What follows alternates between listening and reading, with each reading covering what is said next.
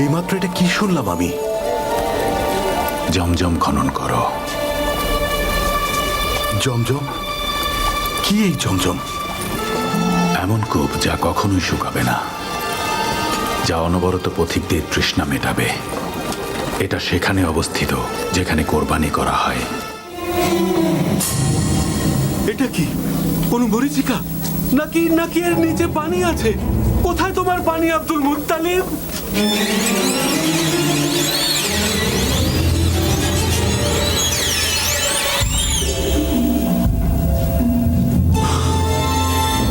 দয়া করুন, ছেড়ে দিন ওকে, ছেড়ে দিন ওকে। নিশ্চয়ই আল্লাহ তাআলা অন্য কোনো পথ দেখাবেন।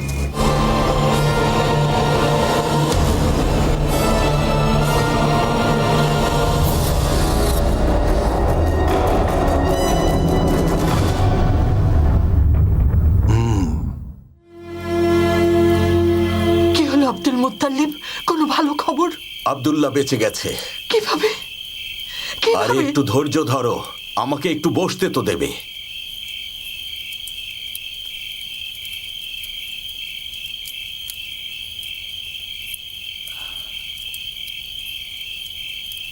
যখন আমি হিজাজে গিয়ে পৌঁছালাম, তিনি বললেন কি ক্ষতিপূরণ দিতে পারবেন? আমরা বললাম 10টা উট দিতে পারবো। তিনি বললেন আল্লাহ সাড়া না দেয়া পর্যন্ত উট ও পুত্রের মধ্যে লটারি করুন, উট পড়লে কোরবানি করুন। যত উট লাগে নিয়ে যান আব্দুল মুত্তালিব। আমার পুত্র আব্দুল্লাহকে বাঁচানোর জন্য হাশেমের বংশের সকল সম্পদ দেব, আর মোত্তালিব বংশের গুলোও দেব। প্রয়োজন হলে কুরাইশ বংশের সব সম্পদ দিয়ে দেব। কেনানা বংশের সম্পদও দেব। আল্লাহ সন্তুষ্ট না হওয়া পর্যন্ত উটের সংখ্যা বাড়বে। যদি আব্দুল্লাহ বেঁচে যায় ওকে বিয়ে দেব। আমাদের ক্ষমা করুন রাব্বুল কাবা। ভাবছি আমিও বিয়ে করব। আপনি যা করে খুশি হবেন তাই করুন। মনে রাখবেন, আব্দুল্লাহকে আমি ফেরত চাই। যা করতে হয় করো আব্দুল মুত্তালিব। ছেলেকে বাঁচাও মক্কার প্রধান। আগামীকালই সবাই মিলে যাব কাবাতে। এই তীরটা হচ্ছে আব্দুল্লাহর, আর এই তীরটা উটের। জলদি করো ভাই, তুমি আমার জুমাহ বংশের ভাই।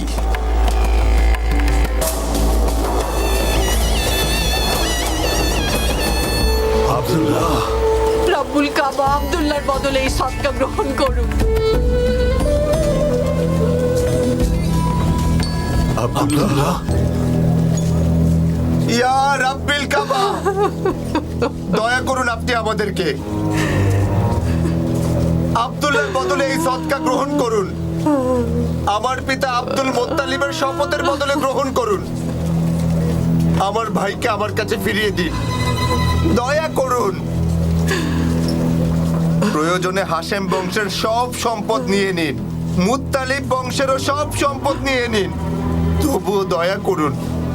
আব্দুল্লাহ, আরো বাড়াও। যতক্ষণ আমার রব খুশি না হবেন বাড়াতে থাকো।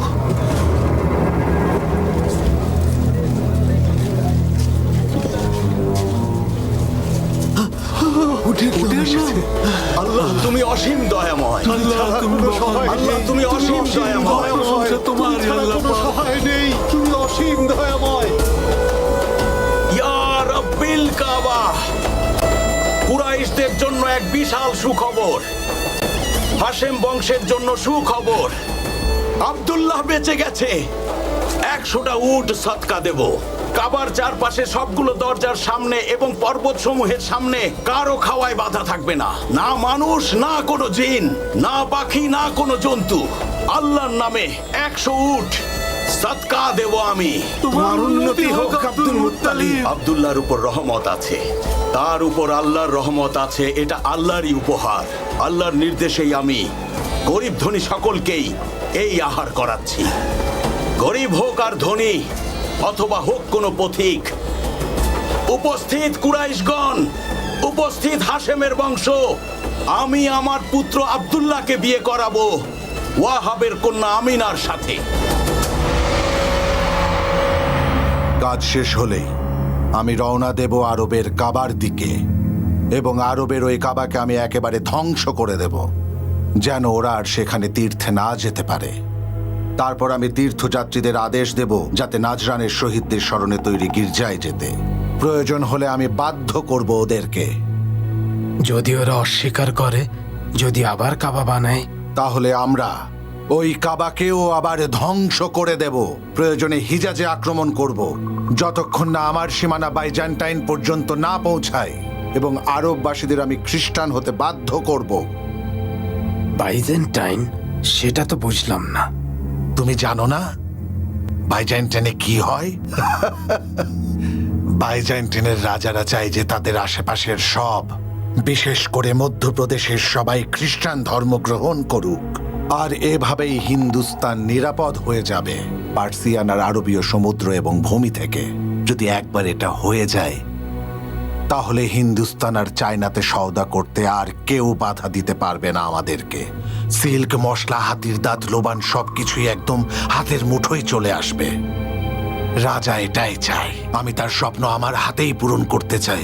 এটাই এখন আমার জীবনের একমাত্র উদ্দেশ্য। কিন্তু ইথিওপিয়া আর সেখানকার রাজারা কি করবেন? সে আমার কি করবে? ইথিওপিয়ার রাজা আমার কি করতে পারবে বলো? আমি আব্রাহা, ইয়েমেনের রাজা, ভুলে যাচ্ছ তুমি? আর আমার সাথে রোমানরাও আছে। ওদের আর আমার ধর্ম এক। আমি আব্রাহা। আগে আমি দালিচ পোর্টে এক রোমান বণিকের কৃতদাস ছিলাম। আমি ওদেরই লোক। রোমান সাম্রাজ্য তো এটাই চায়। গির্জার কাজ তাড়াতাড়ি শেষ করো মাকসুদ। তারপর আরবীয়রা সানাই আমার গির্জায় আসবে। ধীরে ধীরে ওরা এখানে বাণিজ্য করবে। অনেক অনেক মানুষ আসবে, আর আমি ওদের রাজা হব, আব্রাহা। অবশ্যই হবে। আপনার স্বপ্ন দ্রুত সত্যি হবে।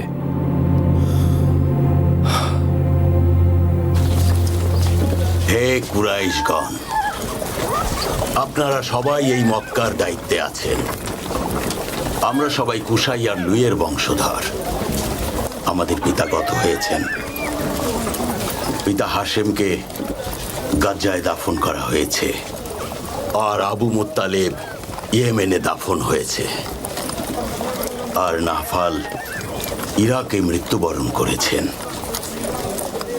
আর আব্দুস শামস দাফন হয়েছেন কাবার পূর্ব দিকে। আমাদের শেষ পরিণতিও যেন এমন হয় আব্দুল মুত্তালিব। আমরা কাবাকে মানি। আর আপনি আমাদের সর্দার আব্দুল মুত্তালিব। সবার ভালো হোক। এখানে আসা তীর্থযাত্রীদের খাবার ও পানি দেয়া এবং এখানকার মানুষদের অধিকার রক্ষা করা, সবার হক আদায় করা, এটাই আমাদের দায়িত্ব। কিন্তু আমার পিতা হাশেম যে রীতি চালু করেন তা আর আজকাল দেখা যাচ্ছে না। আমি আবার শুরু করতে চাই। কোন রীতির কথা বলছো আব্দুল মুত্তালিব? আমার পিতা হাশেম একবার কুরাইশ বংশের সকলকে তার বাড়িতে ডেকে বললেন, আমাদের মধ্যে এমন কিছু মানুষ আছে যারা তাদের সন্তান ও পরিবার নিয়ে প্রত্যন্ত অঞ্চলে যাচ্ছেন, নিজের ঘর বাড়ি সব ফেলে, আর সেখানেই ক্ষুধায় মারা যান, তবু কারো কাছে মাথা নত করেন না। কুরাইশ বংশে এমন হওয়াটা খুবই লজ্জাজনক। এমন ঘটনা কুরাইশ বংশে আবার ঘটুক, সেটা আমরা কেউই চাই না। কিন্তু আজ আবার সেই ঘটনার পুনরাবৃত্তি হচ্ছে, এবং সেটা শুধু কুরাইশ বংশের নয়, কিনানা বংশ এবং আহাবিস বংশেও। এর পেছনে আমি শুধু একটাই কারণ দেখতে পাই, তা হলো বীরত্বের অহংকার আর সম্মান হারানোর ভয়, আর কিছুই না। তাহলে কি সমাধান আছে কুরাইশ প্রধান? মাতরুদ আল কুজাই বলেছিলেন, ধনীরা তাদের সম্পদের অবশিষ্টাংশ গরিবদের দেবেন, যাতে কেউ ক্ষুধার্ত না থাকেন। পিতা হাশেমের এই সুন্নাত জারি করব আমি। কুরাইশ বংশের যারা ধনী আছেন তারা গরিবদের নিজের পরিবারের সদস্য করে নেবেন। এতে করে গরিবদের মান সম্মানেও কোনো রকমের আঘাত লাগবে না। আর মক্কার আশেপাশে যেসব গরিব কৃতদাসরা বাস করে, তাদের ব্যাপারে কি কোনো সমাধান আছে তোমার কাছে? ওদের মধ্যে কিছু মানুষ হজ করতে এসে থেকে যায়, আর অনেকেই ব্যবসা করতে এসে নিঃস্ব হয়। তারাও এখানেই থেকে যায় একা। তাদের কি হবে? যেসব গরিব মানুষদের এখানে নিজের কোনো পরিবার নেই, তারা কাবার সদকা দেয়া খাবার থেকে খেতে পারবেন, এবং কাবায় দান করা কাপড় থেকেই তাদের বস্ত্র পরিধান করার ব্যবস্থা করা হয়। হে কাবার প্রতিবেশী, আপনারা আরবের উদাহরণ। কৃতদাসদের কষ্ট দেবেন না। ভেবে দেখুন কুরাইশগণ, কৃতদাসদের পেটে ক্ষুধা থাকলে তারা রাগান্বিত হবে, এমনকি ওরা খুনও করে ফেলতে পারে। এসব তুমি কি বলছো? কি বলছো এসব? কি বলছো জাদান পুত্র? তোমরা তো সোনার থালায় খাও, সোনার পাত্রে পানি পান করো, তুমি এসব বলছো? আমাদের এই এলাকার মধ্যে তোমার মতো ধনী আর একটা আছে নাকি? উসাই আর হাশেমের মধ্যে যে রীতি চালু হয়েছিল, যা অনুসরণ করেছিল ভূমিপতি আবু মুত্তালিব, সেটা আমরা আবার চালু করব। আমি আমার বাড়ির সামনে চুলা জ্বালিয়ে হাঁড়ি বসিয়ে দেব, সেই চুলা নিভবে না। যারই প্রয়োজন হবে সেই আসতে পারে আমার এখানে। আমার দরজা থেকে কেউ ক্ষুধার্ত অবস্থায় ফিরবে না। আল্লাহ তোমার উপর সন্তুষ্ট হবেন। তোমরা সবাই কাবার লোক, কৃতদাস হোক বা হজ করতে আসা কোনো মুসাফির হোক, তাদের জন্য এই ভূমি উদাহরণ হবে। তাই পুরো আরবে তোমাদের দয়াশীলতা, আতিথেয়তা, সাহসিকতা সবকিছুর উদাহরণ হতে হবে। এটাই কথা। আপনি সত্য বলেছেন মক্কা প্রধান, সত্য বলেছেন।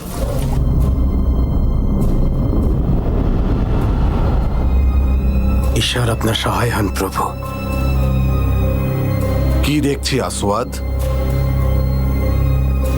তোমাকে দেখে এমন লাগছে কেন? কি খবর এনেছো? খারাপ খবর আছে। কি হয়েছে বলো? কিনানার একজন লোক, ওই কুরাইশ বংশের, ওই যে আপনাকে সেদিন জানালো যে বংশের লোকেরা মূর্তি পূজা করে, ওরা আমাদের গির্জায় কিছু একটা করেছে। গির্জায় কিছু একটা করেছে? কি করেছে গির্জায়? আবর্জনা ছুঁড়ে মেরেছে, গির্জা অপবিত্র করেছে। আমাদের হাতে মোক্ষম একটা সুযোগ চলে এসেছে। চিন্তা নেই আসওয়াদ, কোনো চিন্তা নেই আসওয়াদ। আল হিজাজে আক্রমণ করার জন্য এমন সুযোগই খুঁজছিলাম। এবার আমি ধ্বংস করে দেব আরবদের ওই কাবা। আমার কারণও আছে করার। এমন সুযোগের অপেক্ষাতেই আমি এতদিন বসেছিলাম।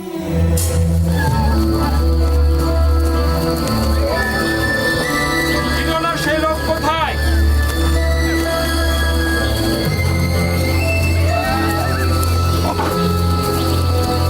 কোথায় তুমি কিরানি?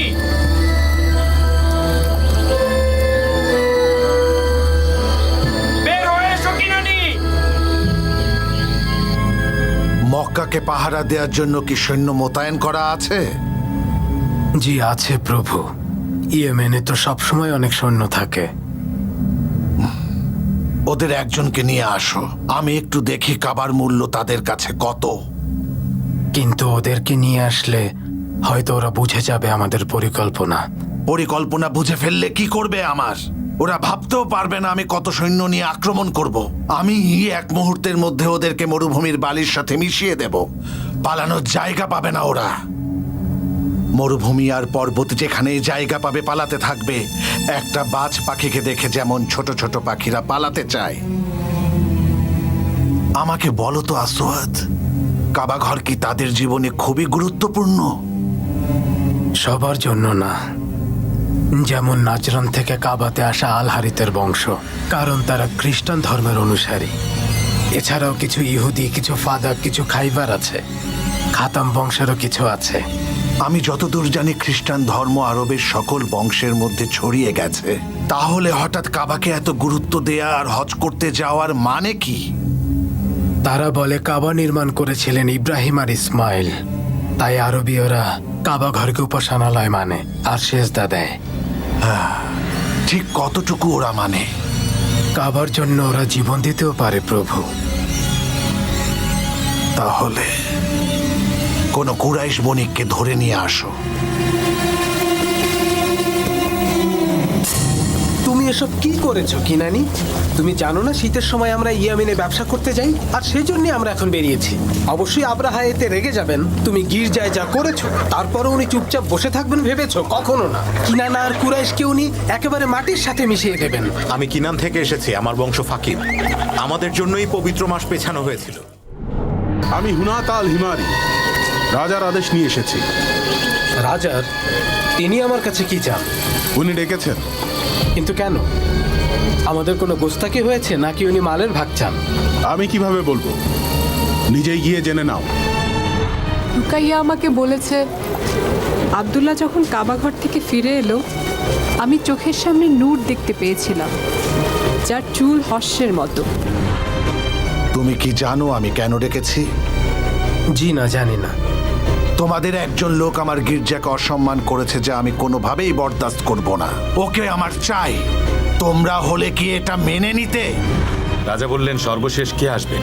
সাতিহ বললেন, একজন মহান নবী, যিনি হবেন সকল নবীর শ্রেষ্ঠ। রাজা বললেন, কোন গোত্র থেকে আসবেন তিনি? উত্তর, এমন একজন যিনি গালিবের, ফাহারের, মালিকের, নাধিরের, কিনানের পুত্র, যিনি জীবনের শেষ পর্যন্ত তার মানুষদের রাজা হয়ে থাকবেন।